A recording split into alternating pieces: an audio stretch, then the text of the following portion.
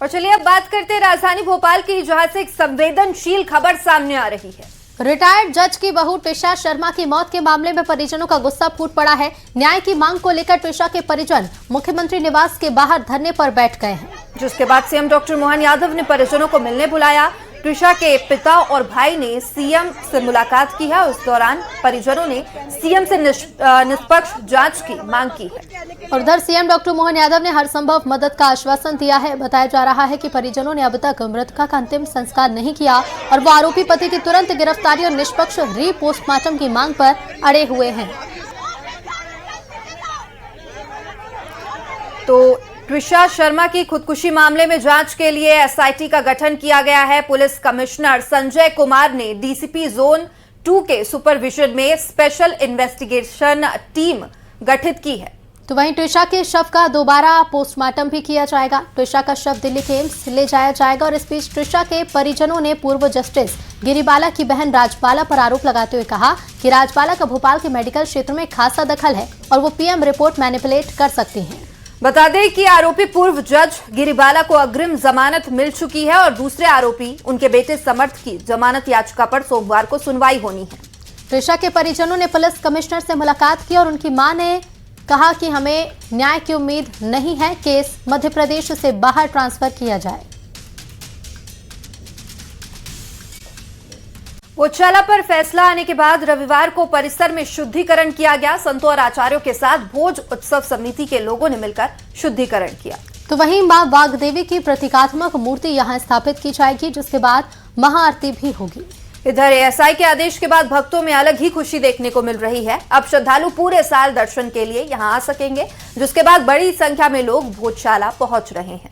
ASI ने भोजशाला के title से कमाल मौला मस्जिद नाम भी हटा दिया है।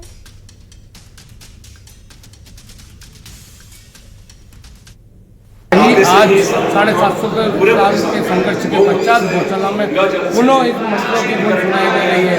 आज शुद्धिकरण के बाद मां की स्थापना होगी। यहाँ पर जो अखंड मैया से लाई गई थी उसको यहाँ पर स्थापित की गई है और देवी अनुष्ठान प्रारंभ हो रहा है। शुद्धिकरण के पश्चात दोपहर 11:43 पर हिंदू समाज मां वाग्देवी की महाआरती यहाँ पर करेगा और पूरे दिन सिलसिला चलता रहेगा।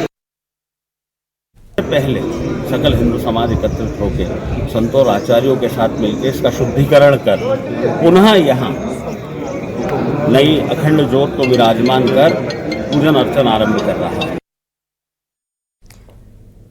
धार भोजशाला को लेकर केंद्रीय राज्य मंत्री सावित्री ठाकुर का बयान भी सामने आया है। केंद्रीय मंत्री ने कहा भोजशाला को विकसित किया जाएगा, लंदन में रखी प्रतिमा वापस लाई जाएगी और कोर्ट के फैसले के बाद अब हिंदू समाज का इंतजार खत्म हो गया है। अब हिंदू समाज के लोग साल में कभी भी आकर यहाँ दर्शन कर सकेंगे।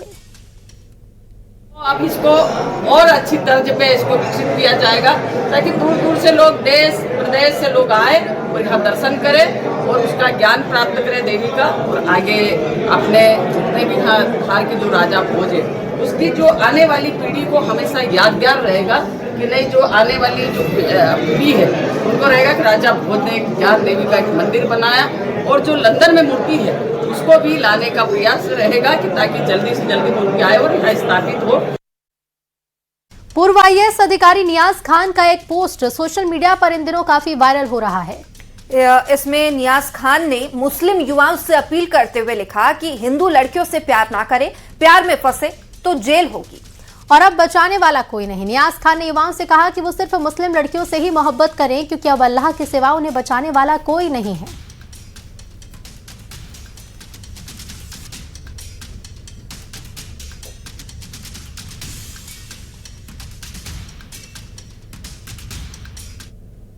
मैं समझता हूँ एक विशेष वर्ग के लिए, तो मैं ये समझता हूँ ये सुर्खियां बटोरने के लिए कुछ भी हो। हाँ, अपराध प्रेम जब बन जाता है कि इसको गलत नीयत से आगे बढ़ा जाए, किसी को धोखा दे करके आगे बढ़ा जाए और किसी को लब जिहाद जैसी स्थिति निर्मित करने की कोशिश की जाए, तो वो अपराध की श्रेणी में हो सकता है।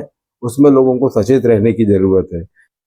कोई भी प्रशासनिक अधिकारी अगर इस तरह की टिप्पणी करता है तो उनकी व्यक्तिगत राय होती है, लेकिन सभी को अपने पद की गरिमा का ध्यान रखना चाहिए और समाज में वैमनस्यता से बचना चाहिए। साथ ही जिहाद के नाम पर जिस तरह की घटनाएं हुई, प्रेम प्रसंग में हिंदू बच्चियों को फंसाने के कृत्य किए गए, वो भी सबके सामने, उनके मामले में भी समाज को संवेदनशील होना चाहिए। मध्य प्रदेश में आज से मंत्रियों की अग्नि परीक्षा शुरू हो गई है। अगले 2 दिन तक मोहन सरकार के मंत्रियों की परफॉर्मेंस पर सीएम हाउस में 1 टू 1 चर्चा होगी। और इसे लेकर पहले दिन प्रदेश के 5 मंत्री सीएम हाउस पहुंचे हैं। इसमें उप मुख्यमंत्री राजेंद्र शुक्ल, राज्य मंत्री कृष्णा गौर, पंचायत मंत्री प्रहलाद पटेल और कैबिनेट मंत्री विजय शाह के साथ मंत्री गौतम टेटवाल का नाम शामिल है। बताया जा रहा है कि सत्ता, संघ और संगठन के पदाधिकारियों का एक बोर्ड बनाया गया जो मंत्रियों को 2.5 साल के कार्यकाल की समीक्षा करेगा। इस दौरान मंत्रियों से उनके विभागों की रिपोर्ट ली जाएगी। साथ ही चुनावी घोषणा पत्र में जो वादे किए गए थे उनको कितना पूरा किया गया, इन सब पर विस्तार से चर्चा होगी।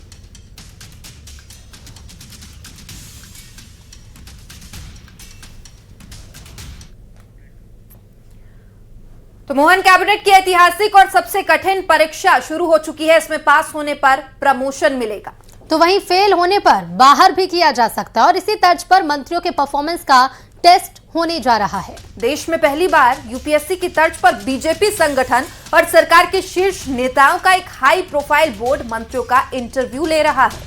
हर मंत्री को अपना रिपोर्ट कार्ड पेश करने के लिए महज 15 मिनट का समय मिला है और इसी परफॉर्मेंस के आधार पर यह तय होगा कि मंत्रिमंडल विस्तार में कौन अंदर रहेगा और कौन बाहर।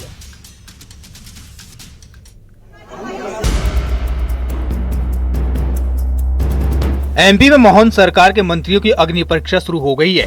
प्रदेश सरकार के मंत्रियों को अपने 2.5 साल का रिपोर्ट कार्ड देना होगा।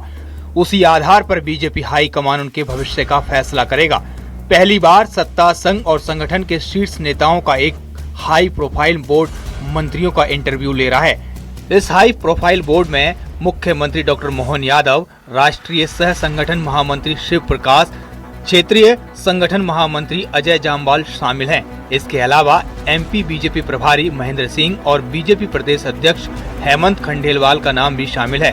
सत्ता, संघ और संगठन तीनों के नेताओं को शामिल किया गया है। 2 दिन तक मंत्रियों के कार्यों का मूल्यांकन किया जाएगा। इस दौरान क्या क्या होगा वो भी आपको समझाते हैं। यूपीएससी की तर्ज पर मंत्रियों का इंटरव्यू किया जाएगा। मोहन सरकार के मंत्रियों का परफॉर्मेंस टेस्ट होगा। 2.5 साल के कामकाज की रिपोर्ट देनी होगी। हर मंत्री को 15 मिनट का समय दिया गया है। योजनाओं, घोषणाओं पर चर्चा की जाएगी। संगठनात्मक समन्वय पर भी बातचीत होगी। मंत्रिमंडल विस्तार परफॉर्मेंस के आधार पर होगा। परफॉर्मेंस से तय होगा कौन अंदर होगा और कौन बाहर। 2 दिन तक मोहन सरकार के मंत्री अपने अपने विभागों की ओर से 2.5 साल में किए गए कार्यों की रिपोर्ट सौंपेंगे। इसी रिपोर्ट के आधार पर मंत्रियों का प्रमोशन और डिमोशन किया जाएगा। साथ ही जिन मंत्रियों की परफॉर्मेंस खराब होगी उनको मंत्रिमंडल से बाहर भी किया जा सकता है। Bureau report, news 18।